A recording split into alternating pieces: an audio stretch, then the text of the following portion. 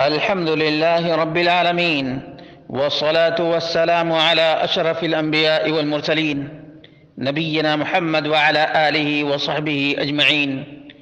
مسلمانوں، عبادت ہی اہم ترین فریضہ ہے، سب سے بڑی قربت اور اہم ترین پلر ہے جو بغیر کسی واسطے کے فرض کی گئی۔ اسلام کا ستون نماز ہے۔ اللہ کے رسول صلی اللہ علیہ وسلم نے فرمایا، وَاعْلَمُوا أَنَّ مِنْ أَفْضَلِ أَعْمَالِكُمْ الصَّلَاةُ، اور قیامت کے دن سب سے پہلے عمل میں سے نماز کے بارے میں پوچھا جائے گا۔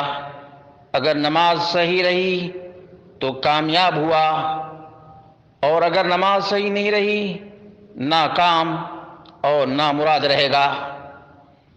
نماز مسلم اور کافر کے درمیان حد فاصل ہے۔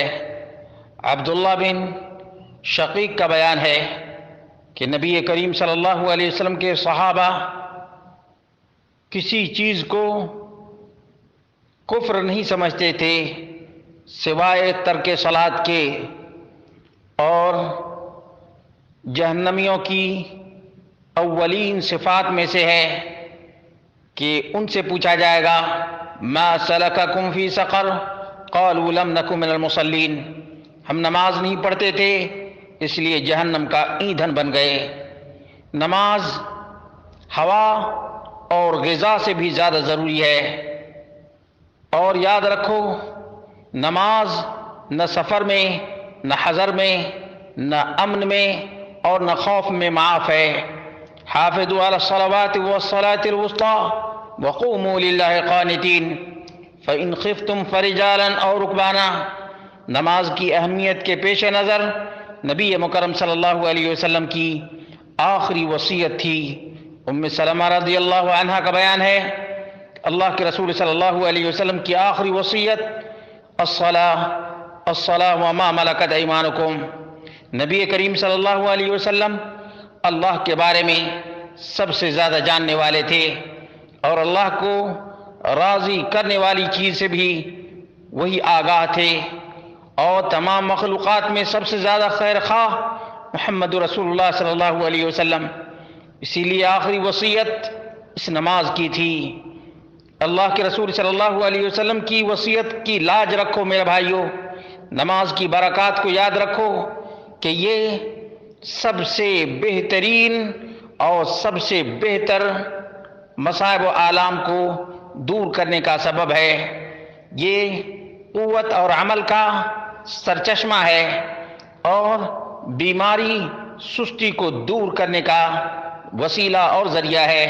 یا ایھا الذین آمنوا استعینوا بالصبر والصلاۃ، میرے بھائیوں جب بھی کوئی مصیبت آتی اور شدت کی تکلیف ہوتی تو یہ دوا کا کام کرتی ہے، اور دل کو سکون ملتا ہے، دل کو تقویت ملتی ہے۔ نبی کریم صلی اللہ علیہ وسلم بلال کو کہا کرتے تھے، اقم الصلاۃ ارحنا بہا، بلال اذان دو، نماز پڑھیں گے تو اس سے راحت اور اطمینان کا سانس لینا آسان ہوگا۔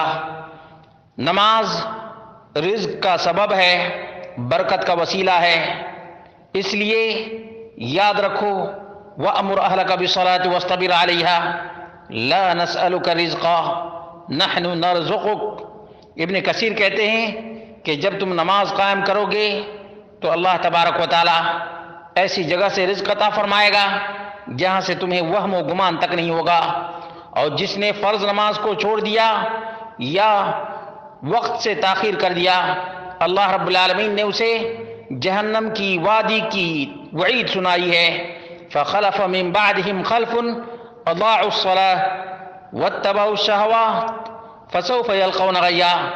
ابن عباس کہتے ہیں کہ غی واد فی جہنم وان اودیۃ جہنم لتستعیذ من حرہ۔ معلوم یہ ہوا کہ نماز کا چھوڑنے والا بہت بڑے گناہ اور پاپ کا مرتکب ہے۔ اس لیے میرے بھائیو دوستو، نماز کا خیال رکھو، نماز کا خیال رکھو، اور یاد رکھو نماز سے بڑھ کر کوئی چیز نہیں ہے۔ رسول مکرم صلی اللہ علیہ وسلم نے فرمایا رکعت الفجر خیر من الدنیا وما فیہا، اور نماز ہی منکرات سے روکنے والی ہے، تاریکی میں نور بھی ہے۔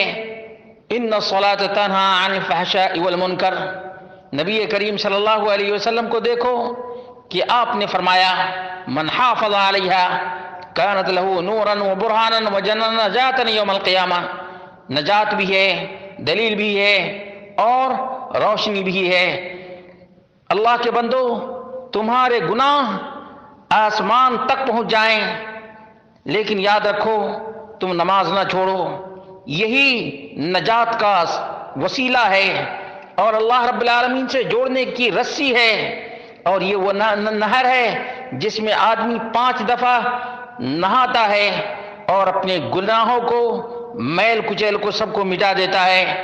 اللہ کے رسول صلی اللہ علیہ وسلم نے فرمایا کہ ارأیتم لو ان نہرا بباب احدکم یغتسل فیہ کل یوم 5 هل يبقى من درنه شيء؟